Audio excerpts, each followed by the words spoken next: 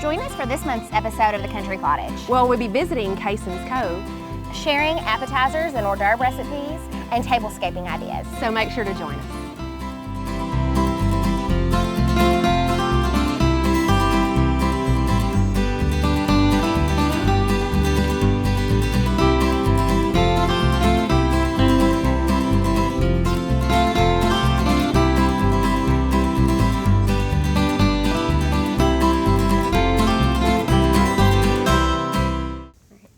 Thanks for joining us for this month's episode of The Country Cottage. I'm Brittany Young, your Warren County Family and Consumer Science Agent. And I'm Joanna Coles, your agriculture agent. And Brittany, this is my favorite time of year. It's the harvest season. We have an abundance of product, and also it's time for fall tourism, the pumpkin patches and all the great farms that we can go visit and see. And so I know with the harvest, you've been getting a lot of calls about preserving and drying and freezing. Tell us how people can find out more information about that. This is the time of year, definitely do so. And you can come by the extension office, your local extension office, and pick up publications we have on canning, freezing, drying, even if you're into your elbows and you're working that day and you just have a question, if you're unsure, just call us and we'd be glad to assist you in any of those kind of areas that may be gray. And you know, Brittany, there is a right way of doing things. Right. The United States Department of Agriculture has proper recommended ways. So the things that you might hear at the grocery store from a friend might not be the recommended way. So we need to make sure that we're doing this right so that we can keep our food That's safe. right. And recipes too. You know, some recipes have been in the family for a long time, but if there's something that you definitely want to be checked out, we can do that. But we have tons of recipes available at the office too. So if you're looking for maybe a salsa recipe or something a little different, we would be glad to hook you up and get you squared away and That's right. in a good safe kitchen. All that harvest that you can enjoy all winter That's long. But first, I'm excited that we're here. We're at Cason's Cove for the entire episode today. And you know, September was kind of the kickoff for Agritourism Month.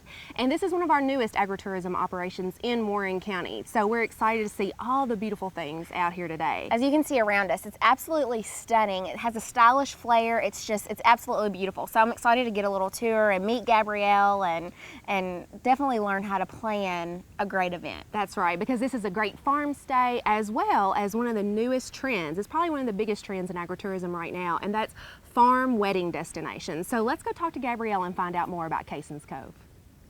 I would like to welcome you to Cason's Cove. Such a wonderful opportunity that we have right here in Warren County for a great farm destination wedding. And this is Gabrielle Bush, and her children own and operate Cason's Cove. Thank you for having us out here today. You're so welcome. Well, it's so great because farm destination weddings is probably one of the fastest growing agritourism operations statewide and in the nation, and you have a facility right here in Warren County where people can enjoy that.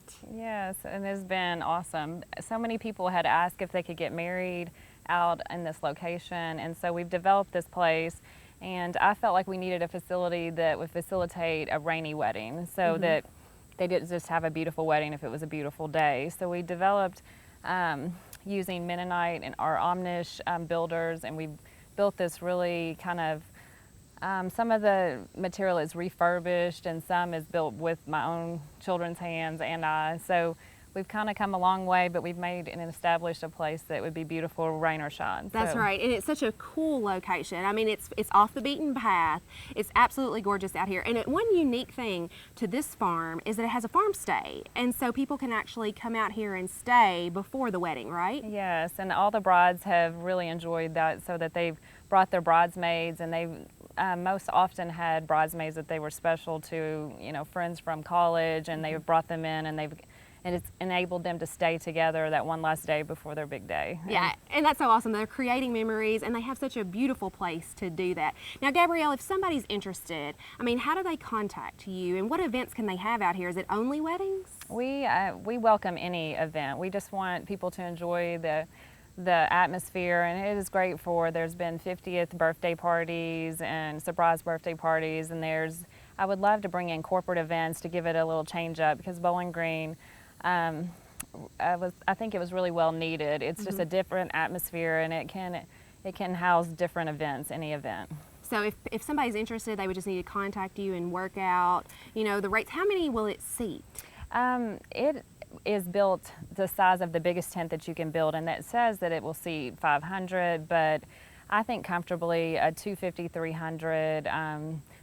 We have some weddings coming up that are 300 people, so we'll see how that goes. But most weddings are averaging 2 to 250, And so it has been a super comfortable atmosphere with 250. And there's grounds, as you can see, that tables can be moved out and space expanded. Right? As long as we have great weather. And you know, I know it's such a labor of love for you and your children. You guys have helped build the farm stay as well as the barn here. And so I know that you would like to welcome anybody to come out and visit. Now, how do they get a hold of you? There is a website. It's called CasonCove.com. It's just very simple, and it has all the information that they would need to obtain the place, and they can contact me.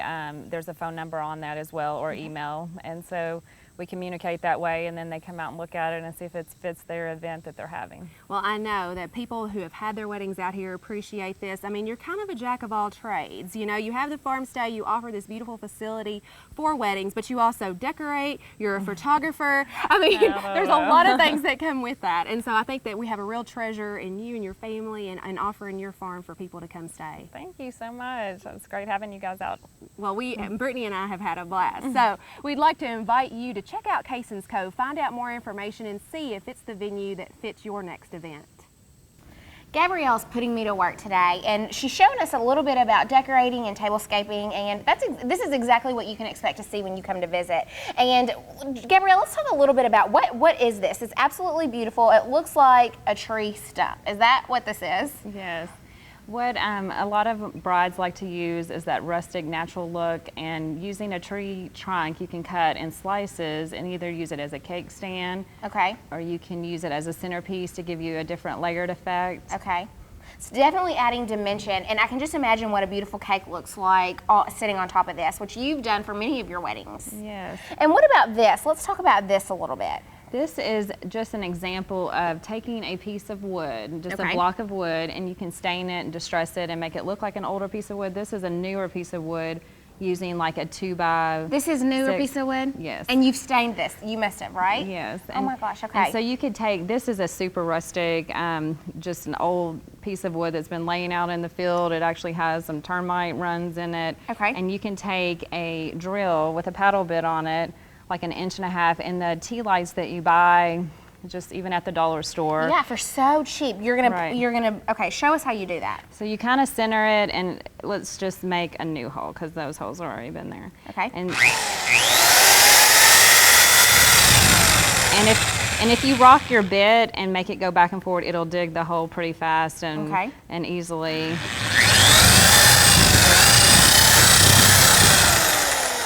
Like so you're just going to continue to go deeper and deeper until it fits the candle that you have. Right. And you've got a tea light inside of just a little glass. Is that what that These are like was? photo candles. So Photo you would candles, actually okay. get a bigger paddle bit to do something just like this. And then you can decorate the outside with, you know, some... These embellishments, did you just find those at a local craft store? Yeah, Hobby Lobby and different places have things that you could decorate each with, and even if you don't decorate it, a lot of candlelight adds a lot of ambiance to your... It definitely does. And this natural look, like you said, is definitely a hit. This is what young brides are wanting to do. And not only brides, but just for any event, you know, any type of little party that you have. These are some great ideas. Thanks so much, Gabrielle. Thank you. Again, with another beautiful tablescape, Gabrielle has this beautiful, just centerpiece that has such dimension. Talk to us a little bit about what all is in this beautiful arrangement. This is, some things are from Hobby Lobby, just the dried silk flowers, and then some things are like personal items to you. A turkey leaf. Is that what that is? It's a turkey feather, and a lot of times men will kill turkey and not know what to do with the feathers. They just throw them out, but they make great arrangements, just sticking pieces in. It gives it a little color and a little texture. And then I see some greenery. Is this something you purchased from a craft store, or is this, what is that? Just around in your yard, whether it be in your landscaping or just if you have a friend that has a farm, there are little twigs that you can get and they will dry over time, but this is just greenery like a cedar tree. Okay. So you just found it outside. And I just see some regular old sticks. And I don't know if I purchased or if I got one of these sticks out of my yard, if I can make it look this cute, Gabrielle. But somehow you have done that. Actually, that's dried lilies. This is dried lily. This isn't even a stick. As your lily's dried, and it'll have a bloom on the end of it, if you just leave them on the plant, they'll eventually get so dry that you just pluck them out, and then you can stick them in and give your your arrangement a little dimension. Okay, and then moving over just a little bit, this looks like an old tree stump, Yeah, right? This is just a tree that was out in the field, rotted, the center's rotted out, and so it had a little area where you could transplant some of your greenie from a pot or put a natural flower in it and use it out on your porch for a year, you know, all summer long, just a cool centerpiece, and it was absolutely free. And all of this, I mean, it costs little I mean, you've got stumps, you've got the tree stump here, and it looks like another tree stump or branches and greenery. So it looks like this tablescape probably costs, what would you say, less than $20? If it didn't have this vase in it, it'd probably be about, it's probably about a $30 project, because I'll find vases that are at the end of the year discontinued or 80% off, so that you can gather them along the way, and you wouldn't necessarily have to use that vase. You could do something really cool with like a chunky tree stump and waller out the hole in the middle, and you could paint it and give it the color that suits your house, and it would be a completely free arrangement. Well, you are definitely one that can create and use natural products and recreate them to do absolutely beautiful things. And thank you so much for these great ideas. I'm excited to get home and maybe utilize some of my greenery and some of the things I have in my yard for my house. Wonderful. Thanks so much. Today we're adding restaurant-style appetizers and hors d'oeuvres right here in our own home. And on the menu we have Kentucky Proud plated up tomato bruschetta, And Brittany, some super easy spicy buffalo meatballs. And a lot of times we don't think of meatballs in buffalo, but it's going to be great and super easy. Super simple. All these ingredients we have pretty much in the cabinet, so that's always great when we don't have to go out and buy a lot of extra. So let's get started on these items, and we'll start with the meatballs. Okay, because you know, Brittany, when you're getting ready for a party, you can exhaust yourself trying to get everything ready, but this has 3 very simple sauce ingredients and then your pre-packaged meatballs. So let's take all the hassle out of this and just get right to it. So we have some pre-packaged meatballs. We've thrown it in a crock pot, so you don't even have to fuss over that. And it's super easy. You just get about 3 tablespoons of your favorite wing sauce, and you can use any flavor. Now, if you like it hot, you can get hot, but mild is what this is in particular, because I don't know what exactly all the guests will like. Okay. So we have 3 tablespoons of the wing sauce, and then we have 2 tablespoons of melted butter that we want to put in there. So you know, butter makes everything better. So much better. And then we have some honey here, and you know, honey, a lot of people have some local honey right now, and we're just going to eyeball that and give it about 1 tablespoon of honey. Okay. So 3 very simple ingredients. And you know, you look at this, and the very first time I made it, I thought this is not going to be enough sauce. Okay. But it will. And if you like it super saucy, just add some more sauce, because it's 3 simple ingredients, and you can add that as you like to. And these are home style meatballs, and so we're just going to add this straight from your crock pot into your bowl, and then we're just going to give that a toss with our sauce. And then, Brittany, if you're trying to do this beforehand, you could just stick these back in the crock pot and keep them warm. Keep them on warm, and then you'll be good to go. And using the prepackaged meatballs, you're creating a dish that looks simply effortless, right? But has, like I said, a stylish flair. You know, it's something that people can grab and go, and they look and it's hearty, really pretty. You and know, it's I really like Good to point. have meat as hors d'oeuvres, and I mean, cheese and all that stuff's great, but there's nothing better than a good, tasty meatball. And so here you go. And I mean, you can use looks this. Delicious, smells delicious. Right, and it looks just ready for fall. So definitely ready for a get together. And also, when we're talking about protein, I have something we're going to do, a sweet and savory dish, and we're using pineapple chunks from a can that we've just drained, a pound of bacon that I've cut in half, and brown sugar. okay, so also simple. Simple. Okay, so you're going to take your piece of bacon, and what we're going to do is we're just going to kind of drench it in brown sugar. Make sure the brown sugar coats the bacon thoroughly. And how can you get better than that? How can you get better than the sweet and the savory? Okay. And then I'm going to add 1 pineapple chunk, and we're going to start at the edge of the piece of bacon, and we're just going to roll it up and secure with a toothpick. Before starting this, preheat your oven to 375 degrees and bake this for 25 minutes. And when you are finished, you're going to have these little bites of pure bliss. And they look awesome. And Brittany, what we have over here for the meatballs is we just have some blue cheese dressing, or you can get some ranch dressing and some celery sticks there, and just kind of plate it up like this. And so your guests can just take a toothpick and enjoy that as well. And so 2 absolutely simple, beautiful, effortless, but very stylish. I know. Dishes. And now you are going to add even more elegance, because we have a couple more recipes that we need to fix to make it this perfect party. That's right. The Kentucky Proud plated up tomato bruschetta is a classic Italian dish, and you really can't have a party without a bruschetta. But Brittany, I always think it's hard. It isn't hard though, Joanna. Look what we have today. We're going to start with 3 bright red, vibrant, in-season tomatoes. Okay. We're going to add that to our bowl. This is the perfect time to really utilize the fresh tomatoes. And did you see those or just dice them up? I just diced those up. Okay. Good question. Just dice those up. And then we need 1/3 cup of minced onion. You know, with the tomatoes, you want to leave them a little chunkier. When you bite into it, you don't want just the juice. You want the chunk. The onion is a completely different ballgame. You want that kind of cut up because you really just want the flavor and maybe a little bit of the crunch with the onion. Okay. So so cut the onion to be a little smaller than the tomato. Okay, so you have tomato and onion. Yep. 2 tablespoons of minced garlic, and you can use a garlic clove, but I already have this at home, so I'm just going to use minced garlic that's already made. Yeah.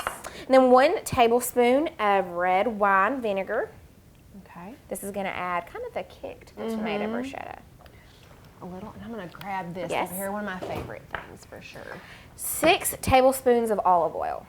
Oh wow, so that's quite a Quite bit a of bit. olive oil, right? Quite a bit. But it's going to soak into the toast that we're going to serve it on. Be absolutely delicious. So that it kind of gives you that Italian flavor. It does. I hope that's 6. I think that's 6. Okay. We'll taste it and we'll know for sure. We're going to add our fresh basil.